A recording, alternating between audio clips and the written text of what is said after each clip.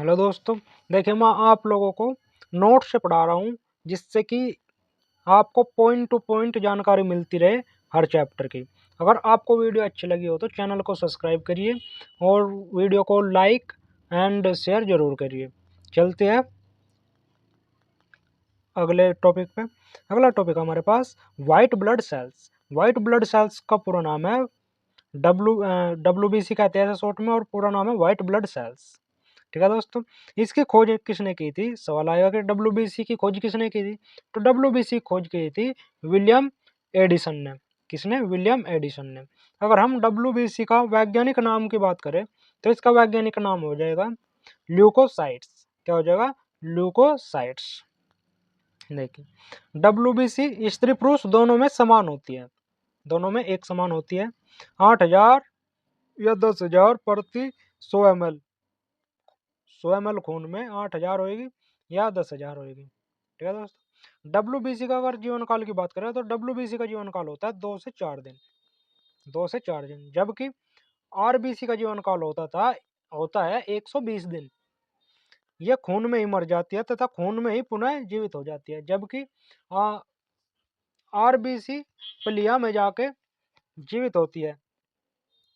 देखिए अगर हम बात करें कि RBC और वाइट ब्लड सेल्स और प्लेटलेट्स, तो इनके अगर हम अनुपात की बात करें तो अगर किसी में भी 600 RBC है तो उसमें 1 WBC होगी और 40 प्लेटलेट्स होगी।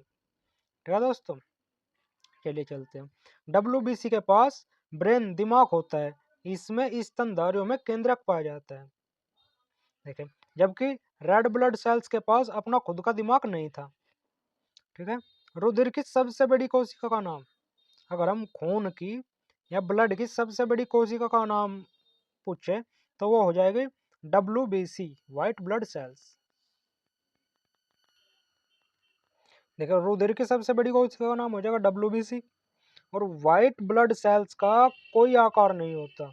या एमीबा, एमीबा भी की तरह होता है, एमीबा वो चारों तरफ से फैला रहता है ऐसे, तो WBC का कोई आकार नहीं होता।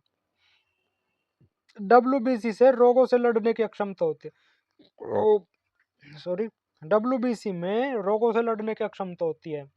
ठीक है दोस्तों, इसे अन्य नाम से भी जाना जाता है जैसे फाइटर सेल या बॉडीगार्ड सेल या सैनिक सेल।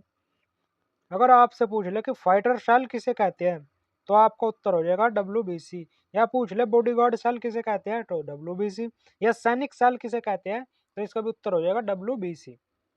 ठीक है दोस्त, WBC 5 प्रकार की होती है। WBC 5 प्रकार की होती है। इनमें अगर हम सबसे बड़ी WBC की बात करें तो सबसे बड़ी WBC होती है मोनोसाइट, और सबसे छोटी WBC होती है लिम्फोसाइट।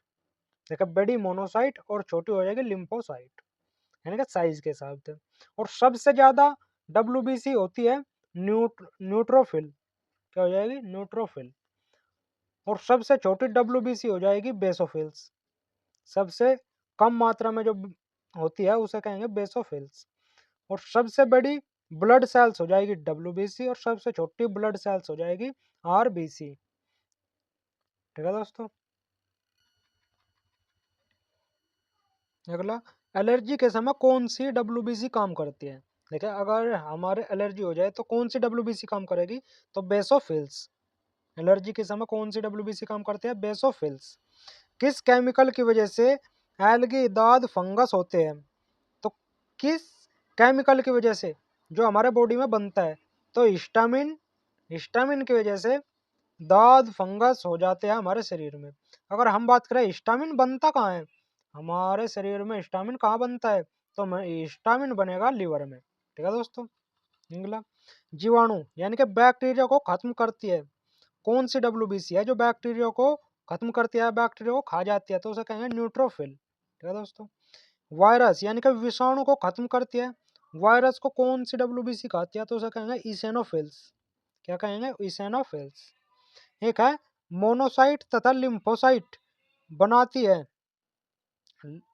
मोनोसाइट तथा लिम्फोसाइट बनाती है मेमोरी सेल, जो फ्यूजर में काम करती है उसे कहेंगे मेमोरी सेल। ठीक है, अब हम बात करेंगे कि WBC हमें इम्यूनिटी यानी कि रोगों से लड़ने की शक्ति देती है।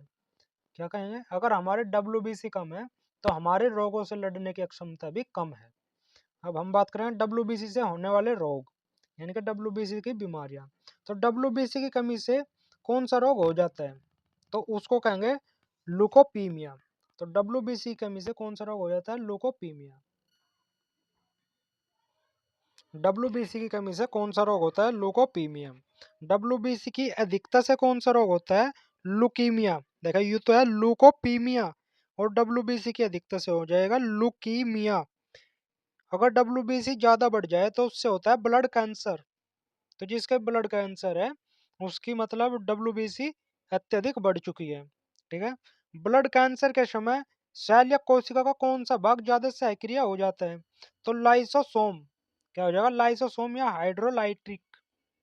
अगर ब्लड कैंसर हो गया तो हमारे सेल का कौन सा भाग हो जाएगा जो ज्यादा सक्रिय हो जाएगा, उसे कहेंगे लाइसोसोम। ठीक है दोस्तों। HIV एड्स के समय WBC की संख्या घट जाती है। अगर हमें HIV एड्स हो जाए तो उसमें WBC की संख्या घट जाएगी। देखें, HIV का फुल फॉर्म क्या है, ह्यूमन इम्यूनो डिफिशियंसी वायरस। क्या है, ह्यूमन इम्यूनो डिफिशियंसी वायरस। और एड्स का पूरा नाम क्या है, acquired immunodeficiency syndrome. AIDS का क्या है, एक्वायर्ड इम्यूनो डिफिशियंसी सिंड्रोम। ठीक है दोस्तों।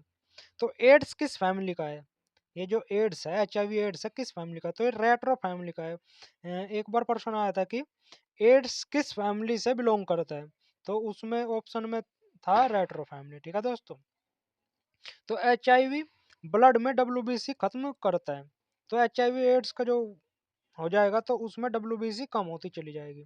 HIV एड्स का टेस्ट का नाम क्या है, देखिए HIV एड्स के टेस्ट का नाम कई बार पूछ रखा है पेपर में। तो HIV एड्स के टेस्ट का नाम हो जाएगा एलिजा। एलिजा का फुल फॉर्म क्या है, एंजाइम लिंकेंड सर्बैंड एसे। ये चैप्टर था पूरा WBC के ऊपर। अगर आपको नोट्स अच्छे लगे हो, पढ़ाया हुआ समझ में आया हो, पॉइंट टू पॉइंट आपकी समझ में आया हो, तो वीडियो को लाइक और चैनल को सब्सक्राइब जरूर करें और वीडियो को शेयर जरूर करें। ठीक है दोस्तों। ऐसी वीडियो देखने के लिए लाइक शेयर एंड सब्सक्राइब जरूर करें।